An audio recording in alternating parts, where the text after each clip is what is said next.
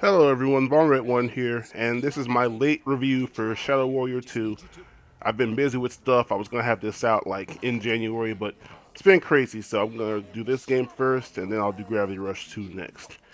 Also, thanks for watching the podcast. We're at 30 views last I checked. Go ahead and share that with your friends and everything. If it hits over 50, I'll make it a regular thing, or at least I'll try. So yeah, let's get 20 more views on it at least. I'm hoping it goes more than that. And yeah, we'll see where it goes from there. Thanks again for watching and thanks for all the support. So on with Shadow Warrior 2. Gonna start off first with the story.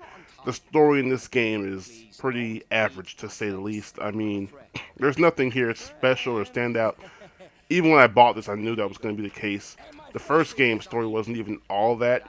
Even then, though, I would actually say that the first game story was a little better in terms of length and in terms of how it was fleshed out. Like the first game had, and by first I mean the recent one, not the original arcade one, but the first one that was like this. It's the first one had more of a fleshed out story. It was longer without being tedious, although it did get kind of tedious with the gameplay. But the story itself was decently told, still nothing special. Here it's weaker. Like they add side quests in.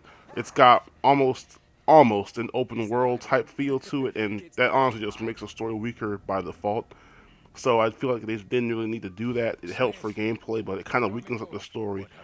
So the story here is basic. I mean, it's kind of like Rush Hour meets I don't know some other kind of Asian influenced story that involves. Although this one has demons and stuff, it's in that kind of vein as far as the story goes. Like, you do get Rush Hour vibes. I mean, the main characters are hilarious, or at least some of them are the ones that are supposed to be.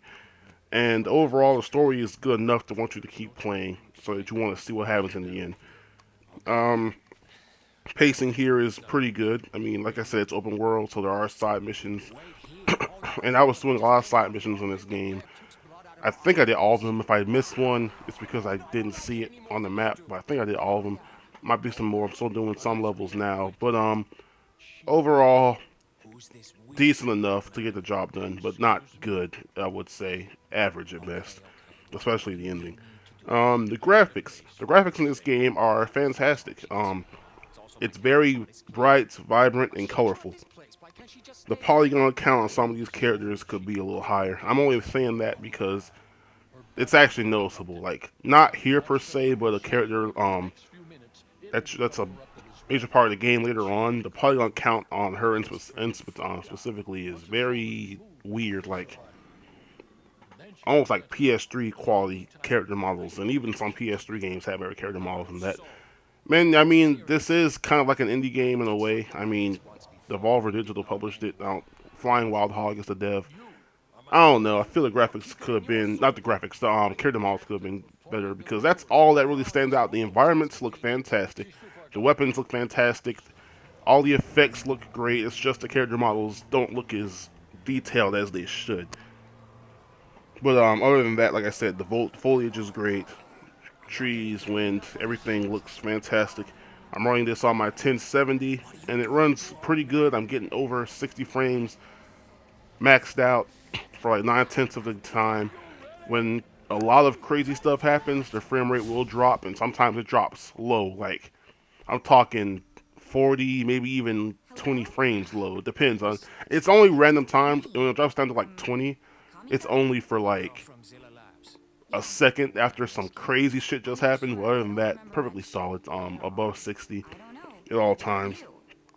And yeah, that's pretty much all for that. The gameplay, the gameplay is why I bought this game, and I was thoroughly impressed.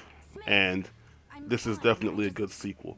The sword play is fantastic. The sword play in this is similar to the first. They have added different types of swords in this game now. Like you can have these that kind of look like Wolverine's claws. They have some that are like spinning blades you hold with your fingers. You can use those. And there's probably some I haven't even unlocked yet. There's a large variety of swords you can use in here, and not even just swords, like just melee weapons in general. And then of course there's the weapons, like the guns.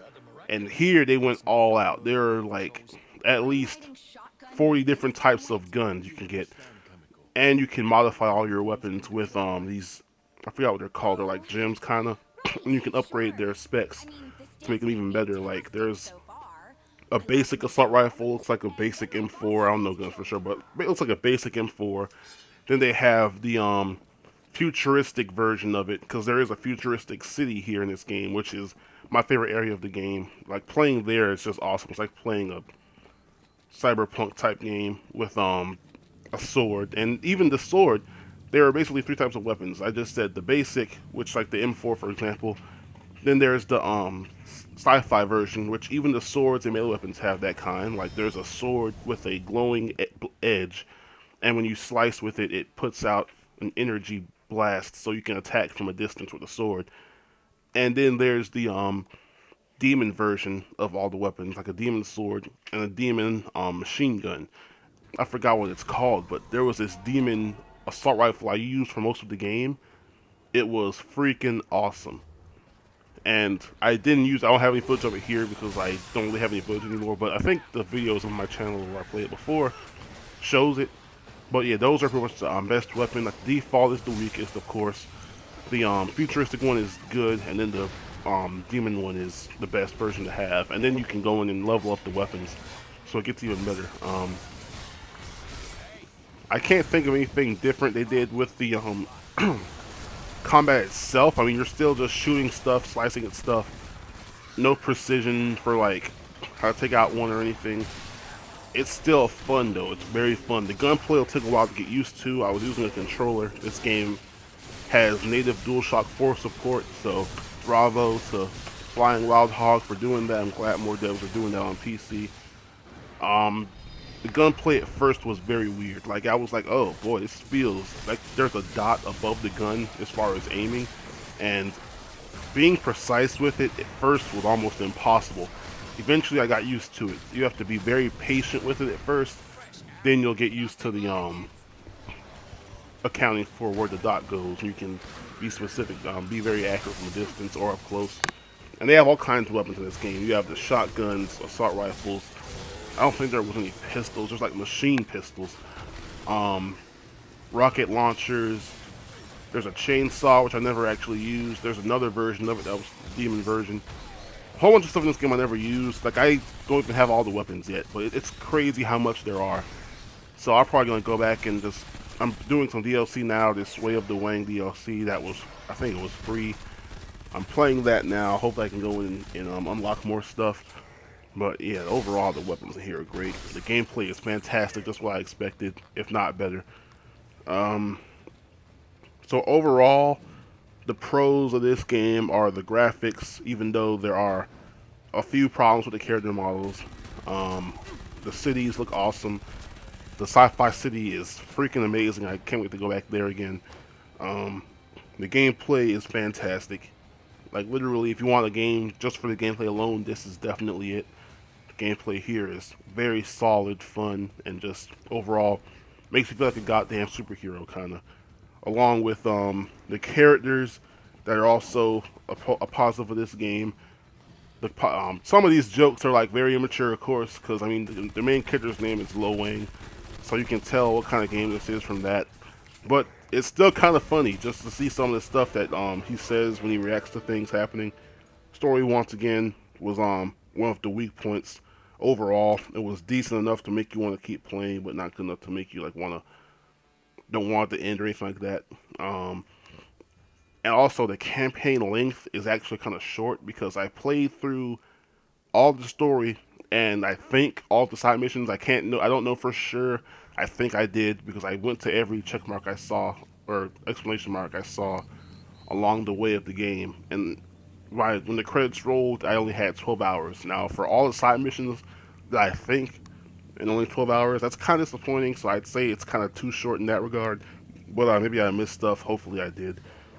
And the other pro is, of course, the weapons. I love the designs of all of these different types, the futuristic versions, the demon versions, and then you just start with the basic default versions.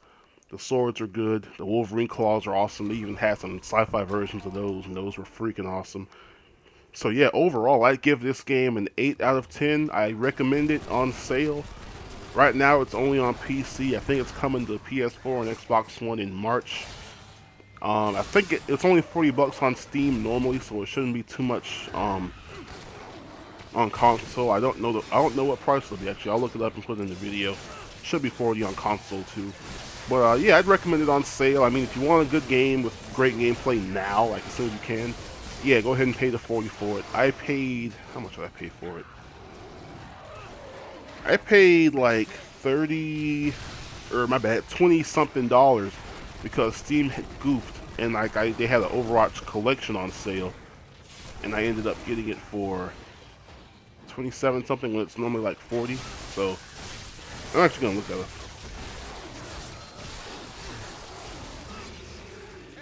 Right now, as I'm recording this, it's on sale on Steam right now, along with Payday 2. Um, yeah, 40 bucks. So yeah, that's how much it's normally is. I got for 27. But yeah, I definitely recommend the game. Check it out. It's on sale. It's on Steam. I think it's on Humble Bundle too. So yeah, just check it out. Make your own opinion based on the game. I'm just giving you mine. I give it an 8 out of 10. I love this. I like the first game as well, and I can't wait for a potential Shadow Warrior 3 or just more DLC in general. So yeah, on that note, I'm out. Please remember to like, comment, and subscribe to that one nation on your PC and PlayStation. And again, if you haven't checked out the podcast, it's up on my channel right now. It's around 2 hours long. We talk about all kinds of topics like the new Marvel and Square Enix deal, the Scorpio leaks, and the PS4 outpacing the PS2 in almost every category. So yeah, on that note, I'm out.